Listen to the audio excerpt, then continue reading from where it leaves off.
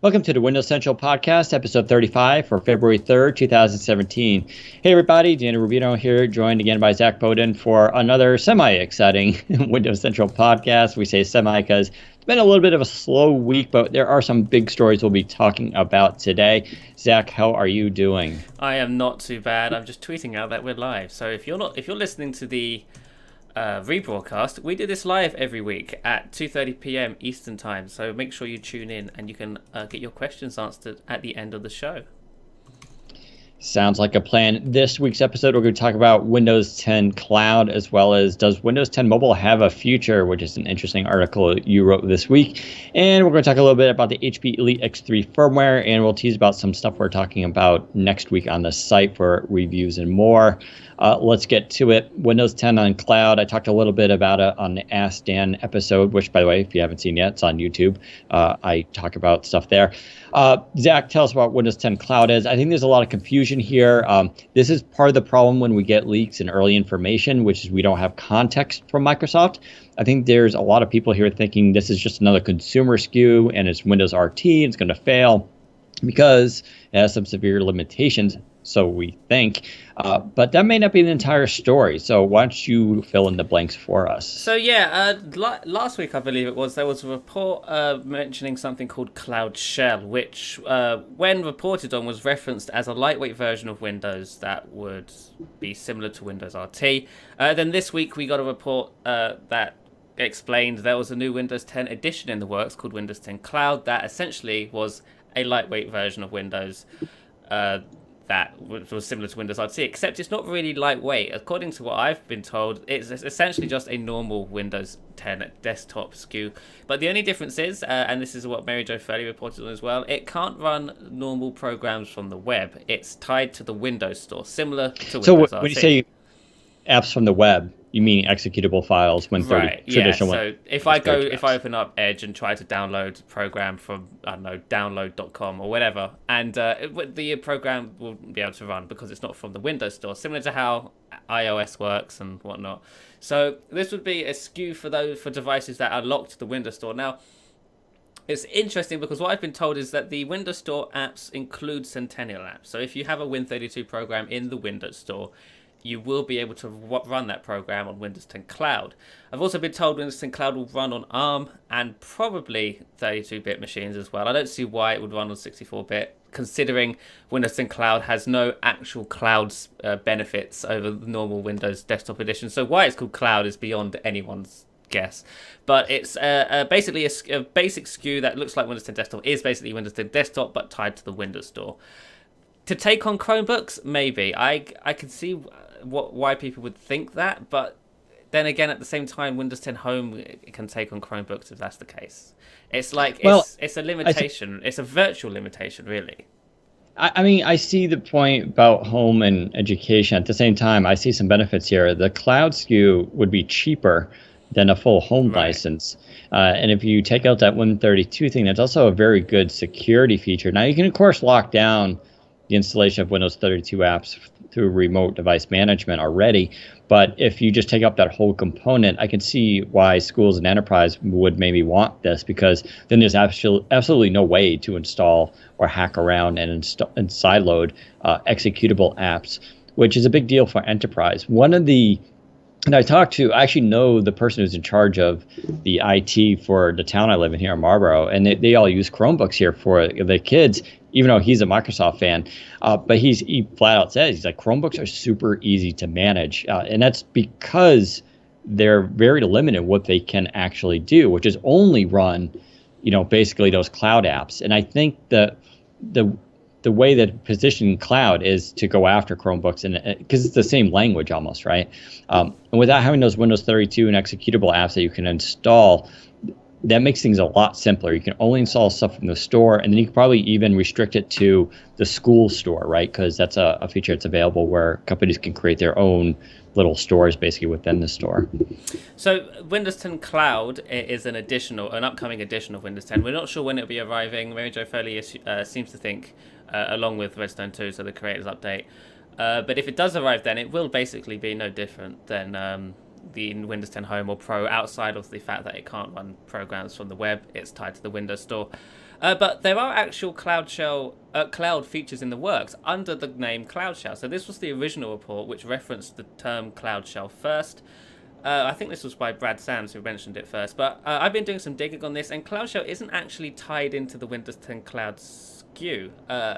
What I've been told is Cloud Shell is actually a subset of cloud features coming to your usual Windows 10 SKUs down the line. So Windows 10 Home, Windows 10 Pro, I guess Windows Cloud, and any other Windows SKU you can probably think of that would benefit from these cloud features. So from what I've been told right now, the idea of Cloud Shell is you can, in the future, you can walk up to any Windows PC, log into that PC, and it will log you into a desktop that you are familiar with because you set up that desktop prior on another PC. So you'll have your wallpaper, which Windows does this already. It can already sync your wallpaper, and it can also sync your files with OneDrive and whatnot. But this is a little bit more advanced than that. This will sync your desktop, your shortcuts, eventually your apps and app data, files, settings, Windows settings, because if you set up a new PC, you also have to manually set up all your settings as you normally would, because they don't really sync across devices, I don't think, yet. But with Cloud Shell stuff, this will be the case. So essentially, you walk up to a Windows PC, you log in with your Microsoft account, and it gives you that desktop that you are familiar with. And Satya Nadella's kind of hinted at this before, talking about, moving away from specific devices and just having any device being the device that you can work from. This Cloud Shell stuff sort of enables that. It's the first step towards that vision. There would also be things like backup. You'll be able to back up like a full computer. So Windows 10 Cloud would be great for this, because obviously syncing apps will only work with Windows Store apps because it can't sync desktop programs. It wouldn't make any sense. But so you could sync all of your apps from the Windows Store. So when you log in, similar to how it works on Windows Phone, you will have all of the apps that you have on your backup there as a placeholder, and then obviously when you tap on it, it will download that app and open it for you if you're ready to use it. So these features will benefit devices with a little amount of storage. So say if you're using a light laptop with 16 gigs or 32 gigabytes of RAM, or a tablet and so on, you can log into that device. It won't take up much storage because it's not actually pulling all of your stuff in until you want it to. So it won't pull in a Word document until you select that Word document. It won't download an app until you select that app to download. And of course, I know that this all sounds like, oh my god, but my internet is limited, it's slow. These are optional features, of course. You aren't going to be forced to use the cloud with Windows 10. This will only be beneficial in areas in which the internet is obviously unlimited and fast and easily accessible. So Microsoft won't be locking people out that way either. But these features are in the plans for quite far down the line, because Windows 10 Cloud, if it does launch this year, won't launch with a lot of these sort of syncing login features outside of file placeholders, because OneDrive should be bringing that very soon. Because that was a thing in Windows 8.1 anyway, so they're bringing that back. But all of this more advanced stuff is a thing that they're looking at, which will be coming, I guess, far later. And some of this Cloud Shell stuff is already here. If we look at the latest version 2 builds in settings, you'll find an option called Shared Experiences. And this is also apparently under that umbrella of Cloud Shell, where you can open an app on one PC, then open the app on another PC, and it shares the data between them. So you'll know it's not, you're syncing the same app state across devices. That is apparently all under the same Cloud Shell umbrella. And the term Cloud Shell, I'm not sure if it's a code name or just a name for all of these features, because I don't think Microsoft will publicly state, oh, this is Cloud Shell, because they're all different features doing their own different things. It's kind of all confusing, but I can see the confusion between I was going to say, and Cloud. Let's get this out there. There's Windows 10 Cloud, Cloud Shell, and then what you call C Shell or composable shells, but none of those three are the same thing. Yeah, so but Cloud Shell is also not even a shell. So the Windows Shell and C Shell are actual Windows shells, and that's basically what the taskbar and desktop start menu is and whatnot. But Cloud Shell I'm told, isn't a shell, so it's not like, it won't run the Windows. It'll just be features integrated into Windows, which is interesting. And then obviously Windows 10 Cloud is just an addition of Windows 10. So lots of C's going about. But yeah. But to be clear, also, these aren't consumer-facing features and names. I mean, well, maybe features, but these aren't names. I know people are right now listening like, oh, that's confusing. There goes Microsoft again. But these are internal code names that they're using for these products, not things that they're going to... You will never see C Shell or Cloud Shell referenced in Windows as a user. Right. It's not something that you're going to see. They might talk about it or reference it a couple times at build, but that's about it. So this isn't something you really need to worry about. Just know that these things are in the works. But yeah, that's basically the Windows 10 Cloud phenomena going on right now. I'm kind of The cloud edition is confusing me so much. I just don't see what the point is, because as we'll move into our next topic, Windows 10 Mobile, with Seashell, Windows 10 Mobile could essentially become Windows 10 Cloud if they wanted I think it reminds me very much how like Xbox Play Anywhere games work right now. So when you play a game on your Xbox and I go open the same game on my PC, it does that little screen pops up and goes, hold on a second, and then that little sync bar zips across and it brings down the data file so it knows where you left off. My vision, or at least what I understand, is like that's what's going to happen with apps, so that apps remember where you left off, your history in them. Now, not every app has this or need this benefit, but some apps like Office productivity type things would definitely benefit it. Your browsing history would be a big one. It used to already kind of do that. There's still some history that syncs between those two things now, but they can obviously do a lot more. Doesn't really surprise me, seeing as Nadella is, the cloud CEO, right? And that's his background. That's what he emphasizes. And I think what they see a lot of, we've talked about this in the past, where the device you're using is going to become less and less important. It's more about the services that you run on it. And so this is one way where they can take those services, your information, have it in the cloud. So whatever client you use, whether it's a mobile phone type client, whether it's a full desktop PC, it's a laptop, or even your TV, all the information is there for you. Now, that benefit is really good, and there's a lot of cool stuff there, but there's also now security issues and privacy that also comes up as well, because now all your information is being hosted somewhere. Microsoft's been pretty good about this in the past, but it's just yet another layer that we have to kind of think about. But I mean, for what I see, is their vision of computing is trying to get away from this. And I've noticed this because I go through so many laptops now. Setting them up though is so easy. Once you log into that Microsoft account, Skype kicks in automatically. I download GroupMe. I just open it. It's already logged in, right? Same with my news stuff. All my MSN News favorite sites are all saved. All this stuff is so. For me, I can literally pick up a laptop and start using it in about 30 minutes after installing some apps. They can still do a lot more there. One thing I'm still hoping they bring back is this: when you used to be able to restore your start menu and apps on a new PC. Like, that was a cool feature that just totally got deprecated with Windows 10. I don't see why they couldn't bring something like that back, so that when you log in on a PC, it's going to look exactly like your PC at home for the first time. Now, all those apps might not be there, but you can have the option to download them. That's exactly what Cloud Shell kind of is trying to solve by, obviously, when you log in, it's basically the desktop. All your shortcuts on the desktop will still be there. Your tiles will be where they're expected to be. And obviously, they won't be on the device. They will only be on the device once you want to actually use the program or open a document, just like how cloud features work. If you're on a Chromebook, nothing works unless you download it.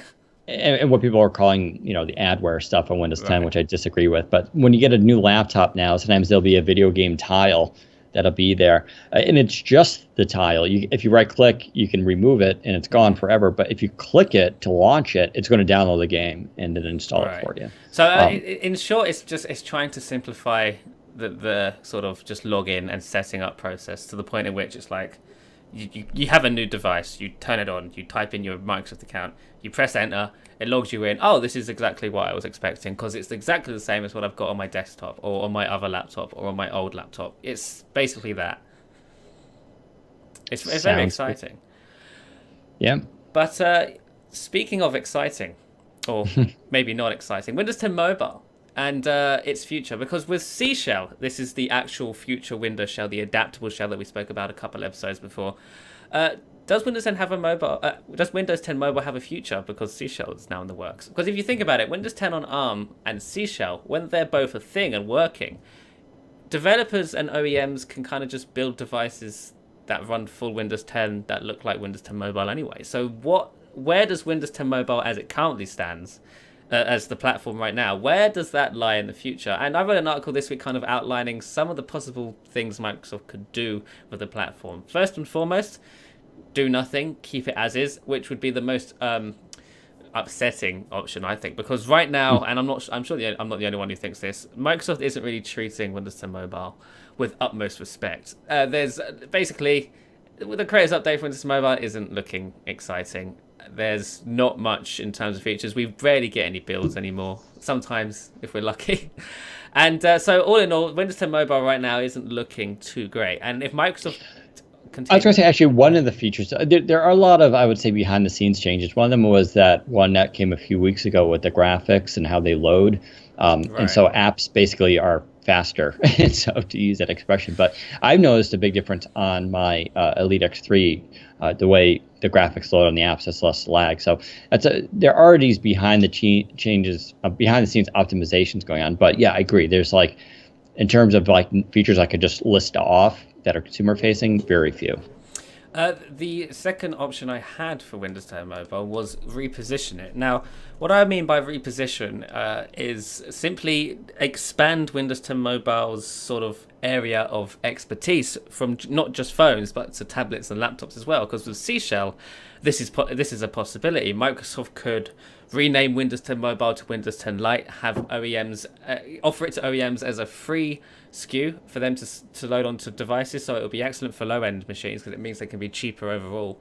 And just have that as the Windows 10 edition for low-end laptops, small tablets, and phones, because that way development phones like the Lumia 950 and the Elite X3 can piggyback off Windows 10 development that way, and it also opens up the market to a whole new selection of Windows 10 devices that are powered by Windows 10 Mobile. Now, of course, they wouldn't call it Windows 10 Mobile; they'd call it, as I said, Windows 10 Lite or Windows 10 Go, or just a lightweight version of Windows 10, and that could have a desktop experience because of Seashell. It could have a Windows Store and windowed apps and whatnot, and I guess it could even emulate Win32 programs if Microsoft are planning to bring Win32 emulation to mobile. I'm not entirely sure if they are, but even if they didn't, once the Windows Store is big enough and developers actually bring over apps to the universal platform, this SKU would make sense in the most part, because it would be basically Windows RT, but on a much bigger level because the Windows Store is actually used and whatnot. That's assuming the Windows Store is actually targeted by developers in the next year or two, because we've got to remember Seashell is quite a way away for desktop, so full Windows 10 on ARM and Seashell won't be until at least 2018, maybe even further on. But Seashell will be coming to Windows 10 Mobile first, which is also pretty interesting. The third option I had was kill it. Simply just kill it. What's the point? If Windows 10 on ARM and Seashell are a thing, where does Windows 10 Mobile lie? It doesn't have a place because OEMs will be targeting full Windows 10 for phones. And Windows 10 Mobile just won't be able to compete with that because there would be no reason to have it on phones. So just kill it. Kill it now and just let us be done with our misery. The fourth option was coexist with full Windows 10 phones. Now, this might be the best option if Microsoft aren't planning to do anything with Windows 10 Mobile. Continue pretending to like it by just developing and releasing builds for it, which is what they're basically doing currently.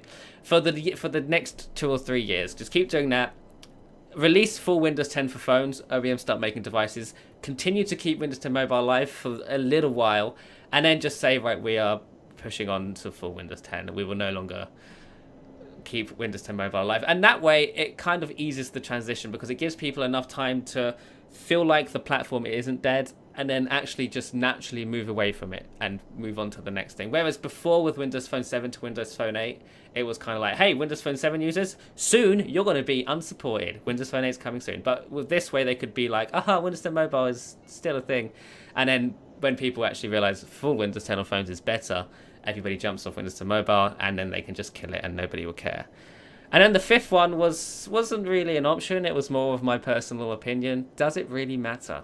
You got to remember, at the end of the day, Windows 10 Mobile... We're all dead. At the end of the day, anyway. Windows 10 Mobile is in use by less than 1% of the mobile market. Whatever Microsoft does with the platform, it really doesn't matter at this point. Microsoft could kill it, evolve it, or turn it into a beautiful butterfly, but at the end of the day, it won't matter, as it's still in use by basically no one. And I think that's true. Microsoft can kill it. They can turn it into something amazing. But as it stands right now, it doesn't matter. And I think full Windows 10 on phones is the future for Microsoft's mobile vision. That does probably mean all of current adopters will get left behind at some point, which is unfortunate. But if you are Windows 10 fans or Windows 10 mobile fans, and you want Microsoft to continue trying to break into the mobile market, you need to kind of accept this, because they can't. If they give up, they give up, and then your Windows 10 mobile is dead either way. So the best option is just to have them try again, right? Sure. I mean, it's not going to matter anyway in a couple of years when we're living in World War III and there's a post-apocalyptic society and no electricity. So this will be the least of our problems. Okay. No, but yeah, the more serious now. I mean, yeah, I definitely see the Windows 10 on ARM sort of being the game changer here, and more specifically, I think people still need to get out of the Windows 10 on phone kind of thing. Like I said, I think Microsoft's going to move away from this concept of what we consider to be a phone. We're going to have small mobile. I think they're going to work on a small mobile device that has full LTE connectivity that can do voice calls, but it's going to be more than just what you consider to be a smartphone. It'll run just this Windows 10 on ARM thing. I think that's probably their best route. This is where the whole foldable display thing comes in, and you're talking about sort of a new category of device. That's really hard for people to think about today because we're so attached to the idea of a smartphone that changing that in any significant way seems like, how could that possibly work? But, the thing is, if you bring a really competitive and interesting product to the market, it kind of doesn't matter what the barriers are, as far as getting people to switch over. You can get people to switch to something so long as it does something truly first. This is why people buy Teslas. It's like it's an amazing car. It's something that's different out there. It looks like a car, but in a lot of ways it's different too.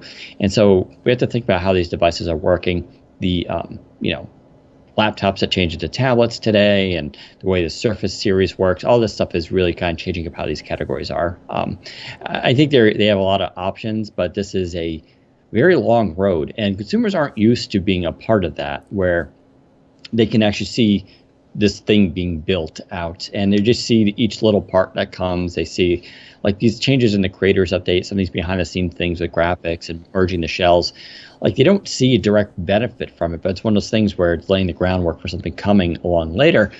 As consumers, it's hard to get excited about that until it's there, and then at some point you kind of don't appreciate that it's actually there. So it's also good to remember, and a lot of people forget this, once C Shell is here, and even now technically, Windows 10 Mobile is just an addition of Windows 10, just like Windows 10 Home, Windows 10 Pro, Windows 10 Surface Hub Edition, Windows 10 Cloud.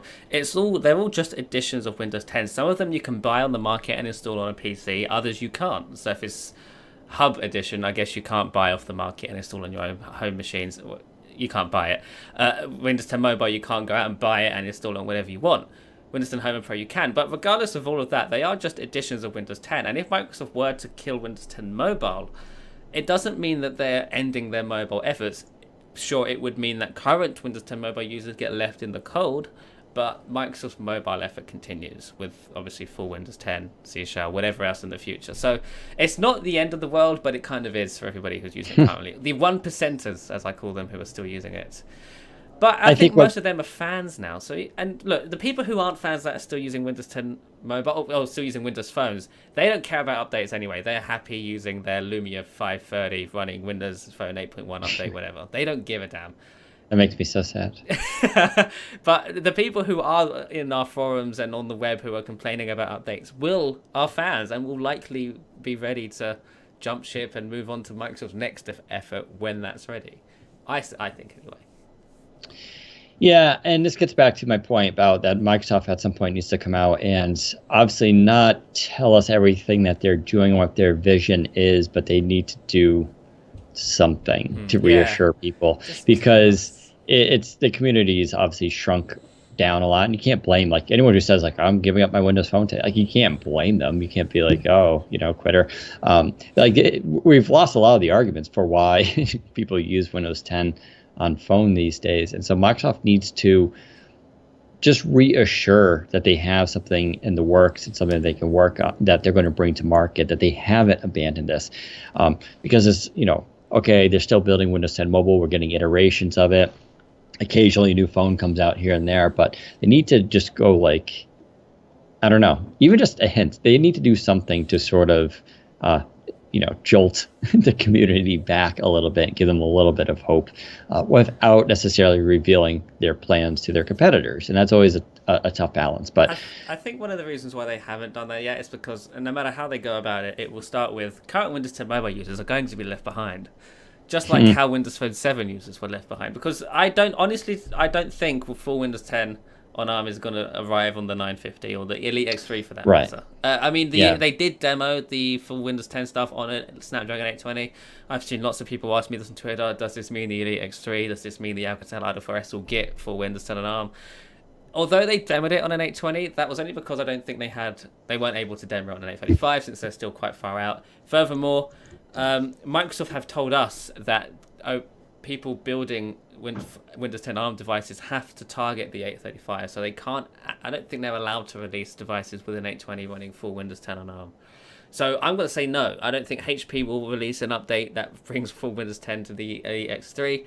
I don't think the Alcatel Idol 4S will get full Windows 10, meaning that if Microsoft does jump over to full Windows 10 on phones, then the Windows 10 Mobile will eventually just kind of be like, oh, well, there you go. Just like how Windows Phone 7 was. Or what I've said too, which is I think Windows 10 Mobile could remain as a low-cost SKU. Right. Oh, yeah, device. and that. You know, because you're still going to be able to run the same apps, right? That's where it really comes down to. It's the universal Windows platform. Can it run those apps? Sure. Yeah, and that falls into the coexisting with full Windows 10 idea, because it would be a great idea to have a high-end option which can do full desktop mode, Win32, blah, blah, blah. And then for devices like the Acer Liquid Jade Primo, I think it was, the low-end Acer phone, or any other Windows 10 mobile device that's low-end, they can also run Windows 10 as well, which is a great idea.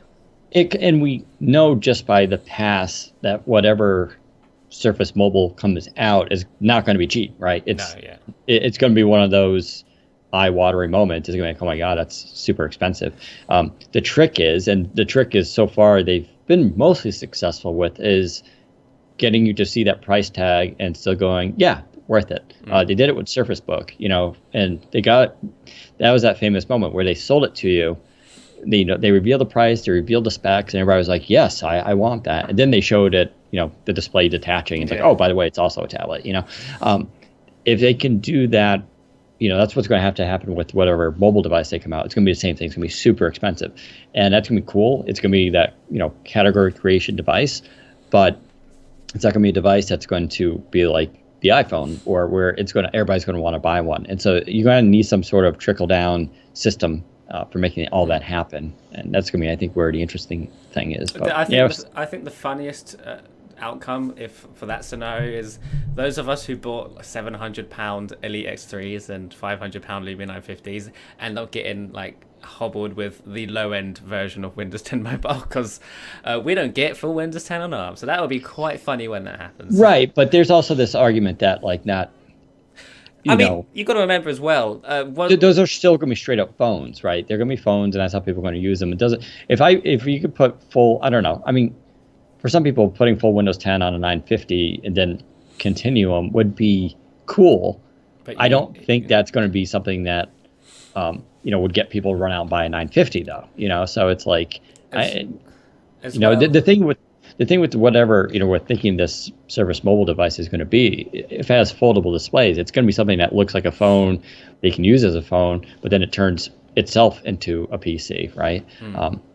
That's something that a 950 or Elite X3 just can't really do. So it's a kind of a different. Microsoft have already demoed the desktop experience with Windows mode and stuff on, I don't know what device they did, but on Windows 10 Mobile. So I assume that's still coming at some point. And that is all thanks to Seashell as well, by the way. So the Continuum experience will be getting a very desktop-like experience, as you would expect it to be on a normal Windows 10 PC, which I guess that way the high-end devices still sort of keep their head above water, like saying, oh, by the way, we can also turn into PCs as well, in that sense. So I guess it's not all doom and gloom if you think about it that way. I guess we're still going to get some stuff, which is interesting, to say the least.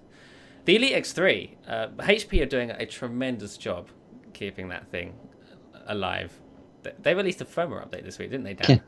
Keeping it alive. Yeah, I mean, they've always been, this is the fourth firmware update, I believe, which is pretty impressive, since technically it only really kind of came out around October. There was some early releases that came out, but even HP was caught off guard about why they were selling it in certain markets. So, considering October, they've basically been releasing a new firmware every month. There was a slowdown in December going to January because of the holiday season, and then they just sort of picked right up again, and it seems like they're on a regular cadence. I didn't get to see the changelog yet for this. I should be able to pick it up though, hopefully soon. I did do the update, and for me, one of the biggest things is Windows Hello is just way faster. It feels like how some people were impressed with the changes in the creators update for Fast Ring. We're seeing improvements for Windows Hello. Those same benefits came via firmware to the Elite X3 who are in production. And it's lightning fast now. Like, I just hold down the fingerprint, and it works even slightly better with the Fast Ring release, of course, too. I haven't really noticed any other benefits. I know some people have said something with streaming from media casting works a little bit better, and they added or fixed an incompatibility issue. But it just seems to be more tweaks and improvements. I went back to the 950 for about a week because of its size and also the camera, and that camera still impresses me. But back on the Elite X3 because the overall display, the performance, everything is just really good. Just wish the camera was a little bit better. I do believe this firmware update was definitely an under the hood performance improver rather than a new feature thing. Because I remember a couple of the firmware updates did add a couple new things. They added like double tap to wake and whatnot. Which still isn't a very good experience. But this one definitely improved things with the camera, performance, stability, and whatnot. So it's nice to see HP continuing to support the Elite X3 because a lot, like we said before, most third-party OEMs who build Windows phones, they release the Windows phone and then they leave it. They go, "This is our device, have that," and then they just forget about it. And HP haven't done that. And then they act surprised when it didn't do so well. And that's a bit unfortunate. The Alcatel Idol 4S hasn't received a lot of firmware, but then again, out the gate, it was a much more stable and solid experience than the Elite X3 was when it was first released. I mean, I wish they'd just release it elsewhere so I could buy one, because it's still only US and Canada, I think, and Australia, I think.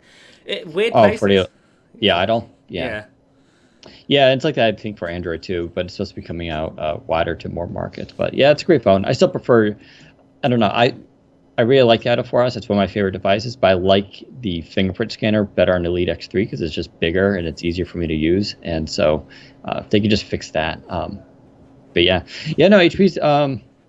HP's on a whole different level these days, and it's just a big company change over there in the last few years. And it's funny too, because when I talk to them, it's amazing how many ex-Microsoft people are over there now. Yeah. And so I think that's helped with it, some of the culture change and everything.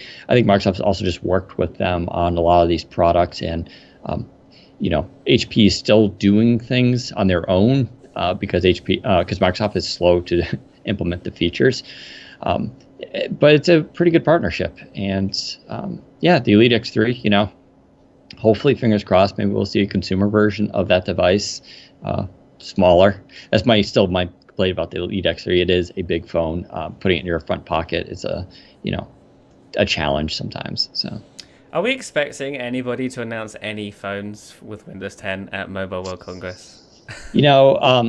It's funny because the market has shrunk down so much. There's just less interest. There's less leaks as well. These aren't high-profile devices. I haven't personally heard anything. I haven't seen any indications of anything coming. So that's not to say that it won't happen, but so far it's kind of quiet. We're only a couple weeks out. We'll have to see. It definitely seems like OEMs have been kind of sort of given the nudge by Microsoft, don't release Windows 10 mobile devices. Once full Windows 10 and whatever else is ready to go, then you can release your phones with Windows 10. But Windows 10 mobile is on the chopping block. Or not, I wouldn't say chopping block, but it's not. Well, there's a shift. There's a paradigm shift coming. Right, exactly. And like we saw that, there was that Dell phone too. Remember that information came out that they were working on this like really cool thin device that was going to run Windows 10 mobile, and it seems like these companies are catching wind of like the shift coming, and they're like, oh, we can full Windows 10 on ARM. That opens all sorts of possibilities for new devices. Let's go back to the drawing table. And everybody already knows that just releasing basic smartphones using that paradigm is not the solution. It's not going to work. There's still this app issue. The app issue is just baffling because, like, just today we reported that Package Tracker, which is one of my favorite apps, I've used it for years, was discontinued. This app was very good. It supported not just like UPS and FedEx, but like 50 other companies worldwide. And what was cool was it used cloud syncing through servers. So you can log in on your PC, log your stuff in, then you can launch the app on your phone, and that would all sync there. And it was a really cool feature. Now, I know a lot of people are going to say, and probably what happened was it was twofold. One, Cortana came in. So everybody, I use Cortana to track my packages, partly because it's easy. A lot of times it just reads my email, goes, do you want me to track that for you? Of course, the downside to that is the fact that not everybody has that. Actually, most people in the world do not have package tracking with Cortana. In fact, last I checked, Zach, you don't have that feature. No. So that's a bummer. The other thing I noticed, of course, too, is Package Tracker, as good as it was never updated to be a UWP Windows 10 app. So it's still the 8.1 with the horizontal scrolling. It was a nice app, but the only apps we seem to be seeing leaving are these older 8.1 apps, which I'm not really justifying or saying it's good or bad. I'm just pointing that out, that we haven't seen a company go, here's a Windows 10 UWP app written for mobile and PC, and then like 6 months later go, okay, we're pulling it. That hasn't really happened yet, as far as I know. I think the only apps are... That's because if you pull a UWP that works on desktop and mobile, you're pulling it from desktop as well, and that's not really worth it considering Windows 10 is now on like over 300 million, I think. I don't know the number, but it's 600 million. 600 million, right? So it's being used by people, and it's not like on Windows to mobile level. It's at a competing level with Mac OS, I guess, and Windows 7 and 8 and whatever else. So it's a popular OS by any means. It's but there's still this issue that we never hear about, which is what are the actual stats of people using those store apps. And I've heard low numbers. I've heard that adoption and usage of those is still a little bit low. And this is where Microsoft has work to do. I think this is why when we talk about Windows 10 on ARM, and although that can run Win32 apps, it's more for legacy use. But the idea is you want to kind of get people into the UWP paradigm as much as you can.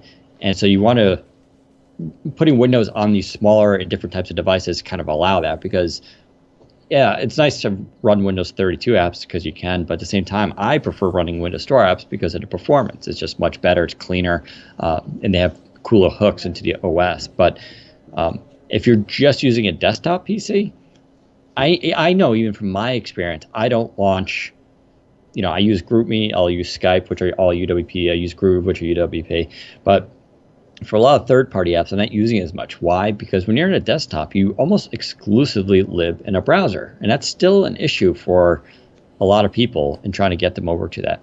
My behavior completely changes when I go to a laptop or a tablet, though. There, I end up using Store apps way more, and so that's an interesting thing. But that's still probably the weak spot of where Windows is. It's still mostly on desktop. I think that's the case with pretty much any desktop OS, though. If you're using an operating system on a desktop, you're more inclined to use the web browser and download programs that way rather than through a store. It's the same on Mac OS. I don't really hear anybody who's a Mac OS user go, oh yeah, the Mac App Store is amazing. It's full of its apps. I go there for everything. Nobody says that. Everybody just still goes through Safari to download Chrome and whatever else they want to download on Mac. So I don't think it's a Windows issue. I think it's just more of a form factor issue that people just in their minds have that it's a desktop. I don't need an app store. App stores are for phones, which I totally get. I can see why people would think that, because I kind of think it as well.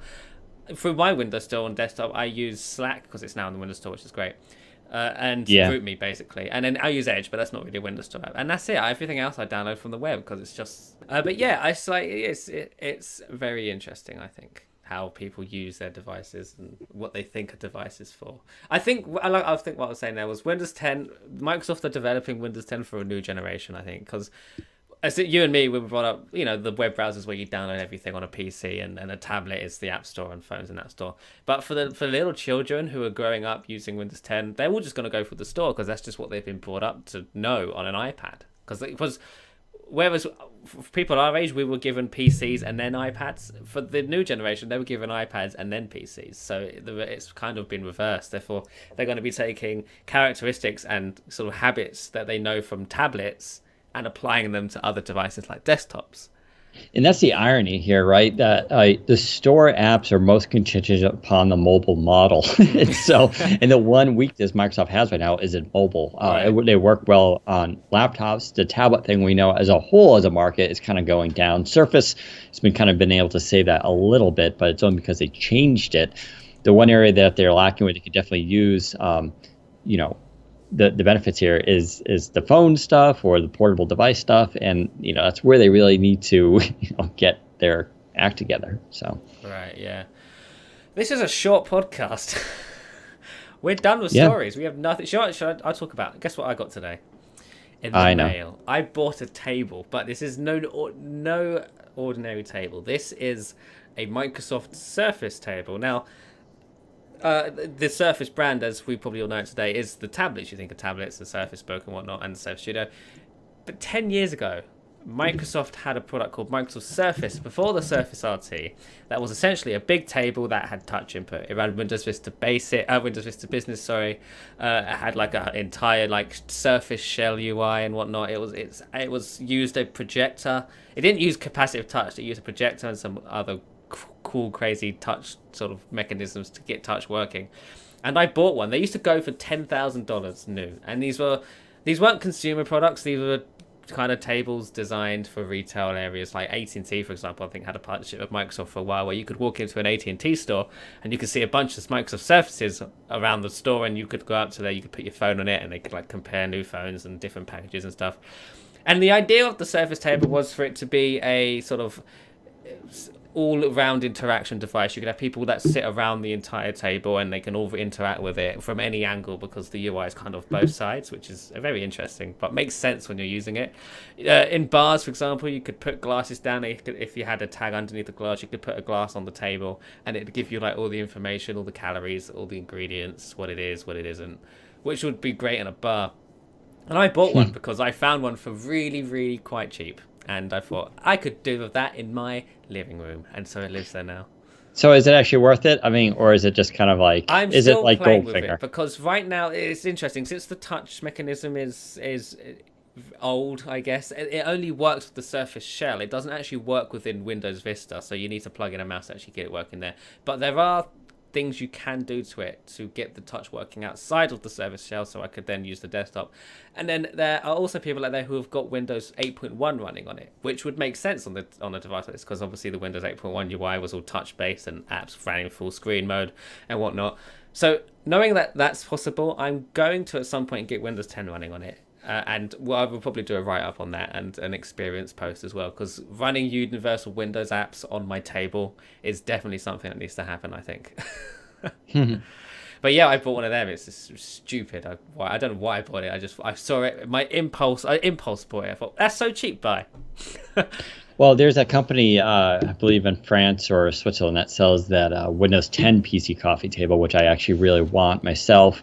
It's super expensive, though. It's a couple of $1,000. And the hardware itself it's okay. It's but it's a giant full HD display. So it's not like 4K or nothing. The display on the Surface table is 1024 by 768. Ooh, that's even worse. Okay. Yeah, it's not great. Yeah, but I do like the idea of having Windows as a coffee table. I also like the idea of having Windows in my kitchen, so I'm waiting to, for this stuff to happen, because I think there's a lot of use for it. And this is where I think the cloud shell stuff comes into play. This idea of all your stuff is kind of synced up. You just go into one room and you're just going to have these panels and devices that you interact with. You can pull up your email and all that kind of stuff. A lot of potential there.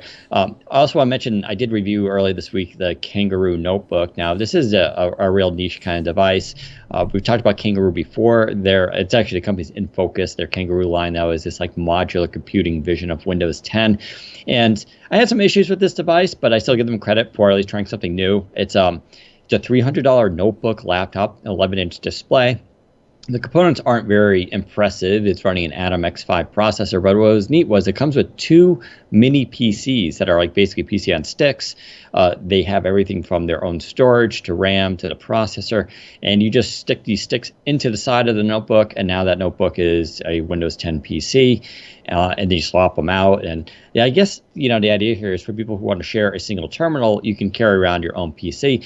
I love this idea. I think this idea is going to be more interesting with Windows 10 on ARM because just way more possibilities open up there. I'm not a huge fan of the Intel Atom processor. It works. It runs store apps just fine, but anything else starts to struggle. They've also cut a lot of corners here as far as the trackpad, which isn't very good. For $300, it's not expensive. On the other hand, I point out in the article for $300 or $400, you can actually get some pretty solid laptops these days with much better specifications. Like there's a Dell 15-inch, I believe, and HP has one too. So the value there is hard, but conceptually, I kind of like this idea of being able to have, and I think this vision is really important, that you have like your PC is going to be this thing on a stick someday that you just walk around, you snap into a mobile device, now it's your phone, come home, you pull that out, stick it into your PC. And if you think about things with like external GPU abilities that we see now, there's just a lot of potential there to happen. We're not there yet, but I give Kangaroo, or Enfocus more specifically, credit here for at least trying something, but still, I think a little bit early. Interesting. This news is just breaking. It looks like a bunch of people have figured out how to enable the Windows 10 Cloud SKU, which confirms what I was basically wrote about when I wrote about the cloud stuff. It's Windows 10 Desktop with a virtual limitation of running apps from the web. It doesn't make any sense to me. Why would they do that? I don't get it. I explained to you why. I know, but I still don't understand. Because you don't work because you're a consumer and you think like our audience, which is me. Why would I want this? And once again, this is out of context. I would hold off any judgment until Microsoft actually explains their rationale behind this, because right now this is just people posting. Like if you look at the screenshots, it looks like Windows 10. Like I don't even see what it is. Windows. It's just Windows 10. I mean, it's just the same desktop, so I don't see what the difference is here. But like I said, for security and device management, I think the idea of being able to run just store apps is actually a huge thing. You can also reduce the cost of the SKU, which is huge I get that, yeah. So I think it's a big deal. But let's wait until Microsoft gives us context, because I think people are getting way ahead. They immediately think, like, why would I want that over a laptop? It's like... So speaking of laptops, go ahead. I want to tease this thing here. So this will be coming Monday. Oh wow! And that is an awesome, sexy device. That's all I can talk about, though. Can you at least give it a name? It says, I think, HP on it. I don't know. Fair enough. That's all you need to know. It's a HP laptop review coming whenever. But yeah, very interesting. That's it. I have literally nothing else to say. Fair enough. Well, it was kind of a slower week, but that's also because we have the Super Bowl coming up, so we'll have to wait and see. Very cool. Okay, well, let's take some questions, but for now, we're going to wrap up the podcast, at least the recorded section. Remember, we do record this on Fridays at 2:30 p.m. Eastern Time. You're free to join us on Beam or YouTube, where we're streaming it live. If not, you can catch the rebroadcast and when we post it on Mondays and when it goes up. Otherwise, you can also join us for the Microsoft Gaming and Libations podcast, which happens on Thursdays. That's where me, myself, Zach, and Jez get together and play some new Microsoft or popular Xbox games while chatting with you guys. And we also tend to give away a lot of games during that event, too. So make sure you join us for that. Zach, do you have any big stories you're working on next week? I know a big story that's coming, I believe, next week that we talked about before on this podcast. Yeah. That will give some hope to some people. So that all is dead and gone. But there should be some big news coming next week. I'm working on some coverage of the HP Stream 11 X360, which is essentially the HP Spectre X360, but for low end area of the spectrum, so it's made of plastic and stuff, but it's really nice. I'm really enjoying it so far, so I'll be covering that a little bit more next week. I'll probably publish the Cloud Shell stuff next week now because it's getting late, but yeah, that's basically it. People are also been asking me, we reported the Dell XPS 15 9560 went on sale a couple of weeks ago, and it just went on sale yesterday with the optional fingerprint scanner, and that's interestingly enough, available also with the XPS 13 now. You can actually get that for an extra $25. You get a fingerprint scanner. I did order the XPS 15 for myself. It's a full HD version. I expect I'll get a review unit also from Dell with a 4K display. So look forward to that review coming up soon. I do also have a Dell XPS Tower special edition review I'll be taking a look at as well. I have a lot of reviews. There's also a Lenovo gaming IdeaPad desktop I'll be taking a look at. So lots of new hardware coming out, lots of cool stuff. I think I'm also going to get some stuff from Lenovo as well. I really want that new X1 Carbon, specifically in that silver color. So it should be a next month should be pretty busy. A lot of fun. But thank you everybody for joining us. Make sure you tune in next week. And if you have questions, leave them in comments. Take care, everybody.